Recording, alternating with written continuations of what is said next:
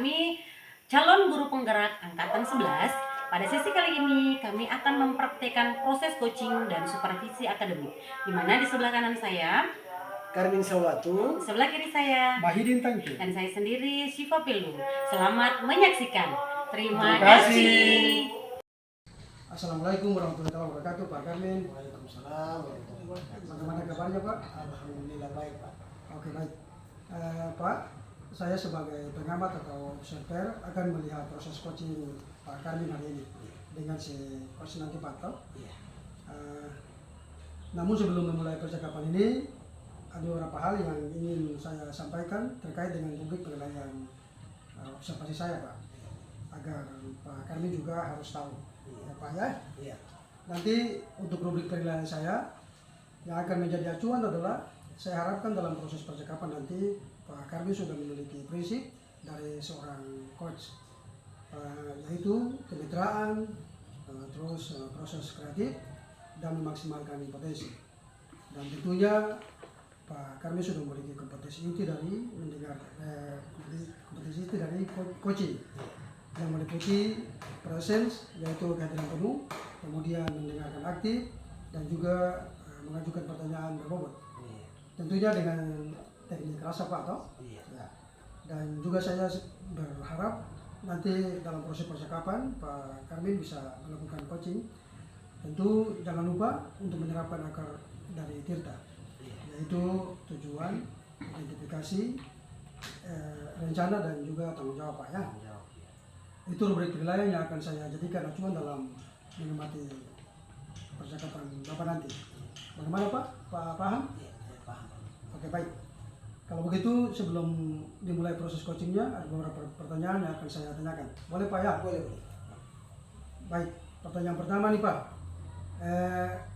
Pak, kira-kira kompetensi coaching yang mana yang ingin Pak kembangkan dalam proses percakapan nanti, Pak? Iya. Jadi ada dua kompetensi yang ingin saya kembangkan. Yang pertama mendengarkan aktif, kemudian yang kedua pertanyaan berbobot menggunakan teknik rasa. Oh, luar biasa, Pak. Iya. Dari kedua kompetensi itu, kira-kira bagian kompetensi yang mana yang secara spesifik ingin Pak Karmin kembangkan dalam proses coaching nanti, Pak? Iya. Ya, nanti untuk kompetensi spesifikasinya adalah mendengarkan aktif supaya saya bisa menggali potensi daripada coaching yang mana bisa menemukan solusi yang tepat atas permasalahan yang dihadapi. Oke, baik. Memang mendengar aktif adalah salah satu kunci agar bisa menggali banyak hal dari seorang coach, Pak ya. Oke, untuk pertanyaan terakhir nih, perihal indikator ketercapaian, Pak. Kira-kira tolak ukur yang bagaimana nih terkait indikator ketercapaian yang ingin Pak Karmin tuju dalam proses percakapan nanti? Oke, baik, Pak. Indikator keberhasilan yang ingin saya tuju yaitu yang pertama adalah bahwa nanti dalam coaching saya akan menerapkan alur Tirta, pertanyaan secara runut, kemudian saya bisa menggali ide-ide dari coaching sendiri agar dia dapat menemukan solusi atau permasalahan yang ada. Ya, baik. Semoga dari indikator yang Pak sudah sampaikan terkait proses yang meliputi Tirta, kemudian ide-ide, solusi dari coaching bisa tergali dengan maksimal, Pak ya, dan bisa tercapai dalam proses percakapan nanti. Hanya itu yang saya tanyakan. Selanjutnya silakan Pak Karmin memulai percakapan dengan coach. Saya berharap semoga proses percakapan nanti bisa berjalan lancar, Pak ya, dengan indikator kebersihan yang sudah Pak sampaikan. Terima kasih, Pak ya. Terima kasih, Pak. Oke, baik. Assalamualaikum warahmatullahi wabarakatuh, Ibu Syifa. Ya, waalaikumsalam, Pak. Apa kabarnya? Alhamdulillah baik, Pak.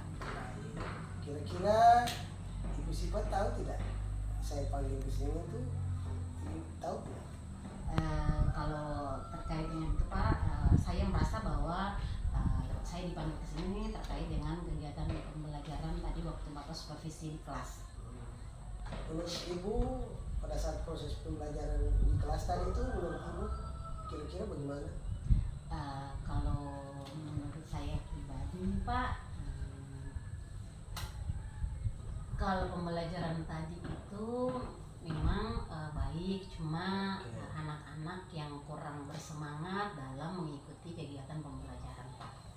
Kira-kira alasan mereka kurang bersemangat itu menurut ibu itu mengapa?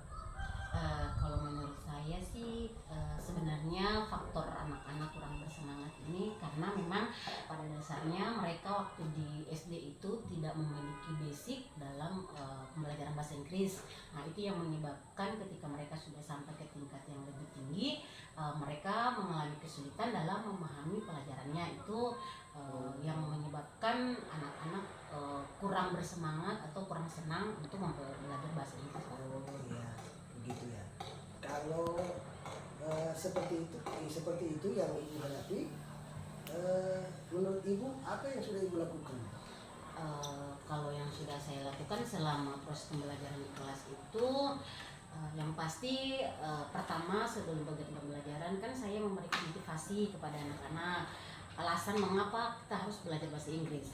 Nah, kemudian saya selalu memberikan semangat, dorongan, manfaat dari pembelajaran bahasa Inggris itu dia sangat besar seperti itu. Oh, gitu ya.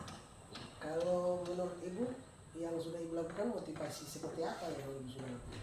Motivasi yang saya sudah lakukan itu ya memberikan mereka semangat agar lebih bersemangat lagi dalam belajar bahasa Inggris. Kira-kira ada hal yang lain tidak yang lain dari yang ibu sudah sampaikan itu kira-kira? Kalau hal lain kebetulan untuk bahasa Inggris ada klubnya namanya English Club, jadi